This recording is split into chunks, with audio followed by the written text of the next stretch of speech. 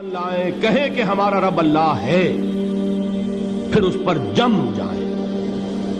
ان پر فرشتوں کا نزول ہوتا ہے، نہ کوئی غم کرو نہ خوف، خوشیاں مناؤ جنت کی جس کا تم سے وعدہ کیا گیا تھا۔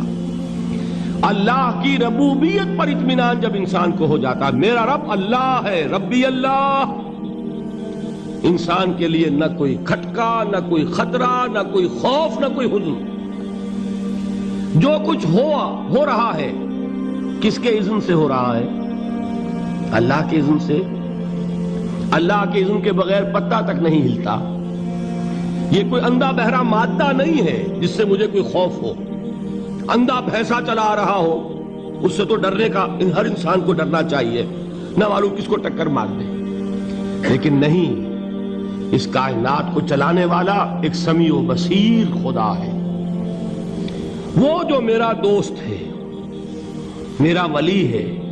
اللہ ولی الذین آمنوا یخرجہم من الظلمات الی النور۔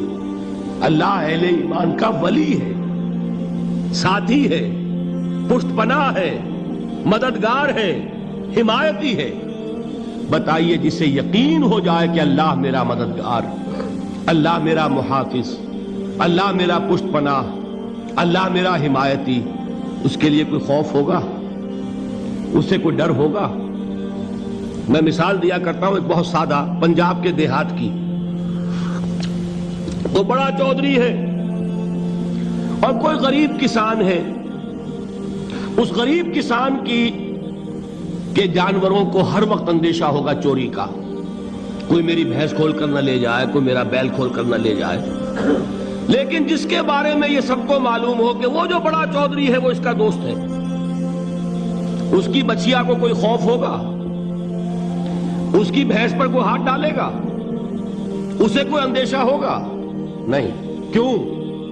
کہ وہ بڑا چودھری، بڑا اس کا یہاں کا سردار، جاگیردار، سب کو معلوم ہے وہ میرا دوست ہے، کوئی میرے خلاف اقدام نہیں کر سکتا۔ اس دنیا میں یہ چھوٹی سی بات اگر آپ کے دلی اطمینان اور سکون کا باعث بن سکتی ہے تو ذرا تصور کیجئے۔ میں لفظ تصور استعمال کروں گا صرف اس لیے کہ اس کا ہم جس کو کہتے ہیں ادراک اور شعور کر نہیں سکتے، اگر کے ساتھ کر سکتے۔ اگر یقین ہو کہ اللہ میرا مددگار اور یقین ہو کہ اللہ ہر آن میرے ساتھ ہے، پھر کوئی خوف، کس کا خوف؟ کوئی شے اللہ سے بالا تر ہے؟ کوئی قوت اس سے زیادہ طاقتور ہے؟ کوئی اس کے ارادے کو بدلنے والا ہے؟ کوئی اس کی مشیت کے آڑے آنے والا ہے؟ یہی بات ہے جو حضور نے فرمائی۔ یہ ایمان کا حاصل ہے لب لباب، کہ دیکھو اچھی طرح اس بات کو ذہن نشین کر لو، اگر تمام انسان مل کر تمہیں کوئی نقصان پہنچانا چاہے نہیں پہنچا سکتے مگر جو کچھ اللہ نے لکھ دیا ہو، اور تمام انسان مل کر تمہیں کوئی نفع پہنچانا چاہے نہیں پہنچا سکتے مگر وہ شے جو اللہ نے طے کر دی۔ آپ پھر میں کہوں گا ذرا طاری کیجئے، اسے فرض کیجئے، اسے سوچئے۔ اگر اس حدیث پر ہمارا دل ٹھکا ہوا ہو تو کسی سے ڈر ہوگا؟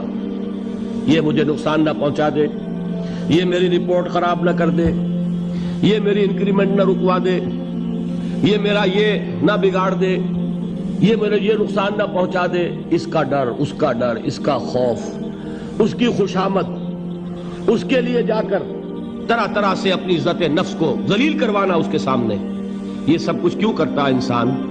جب سمجھتا ہے کہ اس کے ہاتھ میں میرا کوئی نفع ہے، اس کے ہاتھ میں میرے لیے کوئی ضرر ہے، یہ مجھے کوئی غضب پہنچا سکتا ہے، یہ مجھے کوئی نقصان پہنچا سکتا ہے، یہ میرا کوئی کام بنا سکتا ہے، یہ میری کوئی ضرورت پوری کر سکتا ہے، اسی کا نام شرک ہے۔ جہاں آپ نے یہ سمجھا کہ غیر اللہ کے اندر کوئی طاقت موجود ہے وہی شرک ہے۔ بتوں سے تجھ کو امیدیں، خدا سے نومیدی، مجھے بتا تو صحیح اور کافری کیا ہے؟ شرک تو یہ ہے جس پر بھی تمہیں یہ خیال ہے، کلمہ ہے یہ کلمہ سوم، لا حول ولا قوت الا باللہ، ذرا اس پر دل کو کبھی اگر آپ تصور کریں، پھر فرض کریں، دل ٹھک جائے اس پر، کوئی طاقت نہیں۔ یہی بات تھی جو شیخ عبد القادر جیلانی رحمۃ اللہ علیہ نے اپنی وصیت میں اپنے بچے سے کہی.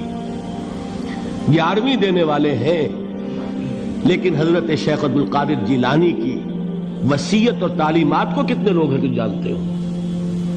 یہ جن مقامات تک پہنچے ہیں وہ کس چیز کی بدولت پہنچے ہیں؟ انہوں نے جو پیغام دیا وہ کیا تھا؟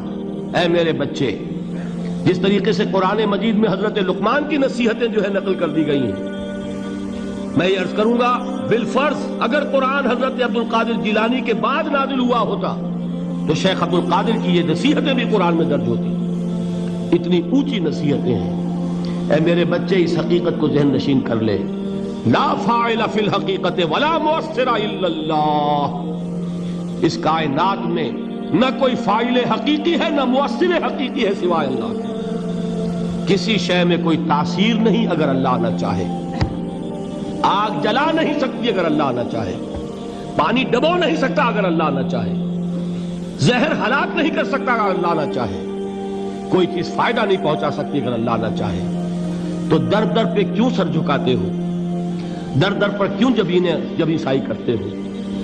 سب کے سامنے کیوں ہاتھ پھیلاتے ہو؟ ایک اللہ سے مانگو. ایک اللہ کے سامنے زمین پر اپنی جبین رکھو. لا فاعل فی الحقیقت ولا مؤثر الا اللہ. نظر آتا ہے ہمیں کہ پانی پیاس بجھا دیتا ہے. پیاس بجھانے کی صلاحیت پانی میں نہیں ہے، اللہ کے اذن سے. کھانا بھوک مٹا دیتا ہے، بھوک مٹانے کی صلاحیت کھانے میں نہیں ہے، اذن رب میں. دیکھیے یہی یقین تھا. حضرت موسیٰ علیہ السلام کا واقعہ یاد کیجئے. سامنے سمندر آ گیا ہے، قوم دیکھتی ہے پیچھے کہ گرد و غبار کا طوفان ہے. معلوم ہوا کہ فرعون اپنے لشکر سمیت آ گیا ہے. لشکر جب چلتا تھا تیز رفتاری کے ساتھ تو گرد و غبار کا جو طوفان اٹھتا تھا اس کا تصور کیجئے. اور لمحہ بلمحہ وہ قریب آ رہا ہے. پوری قوم نے کیا کہا؟ اے موسیٰ انا لمدرکون، اے موسیٰ ہم کو پکڑے گئے.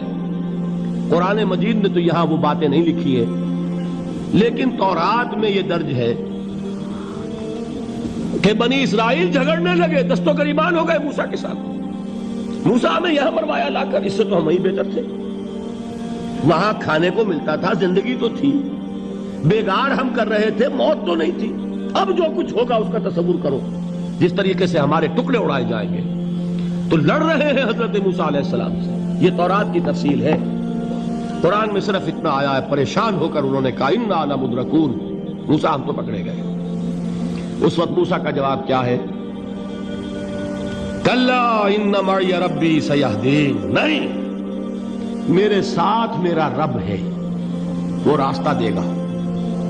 بتائیے کہاں راستہ نظر آ رہا ہے؟ یہ ہے ایمان بالغیب. راستہ نظر نہ آئے تب اللہ پر یقین ایمان ہے. جیب میں پیسے ہوں اور تب دل کو اطمینان ہے تو ایمان کس پر ہوا؟ پیسے پر، اللہ پر نہیں.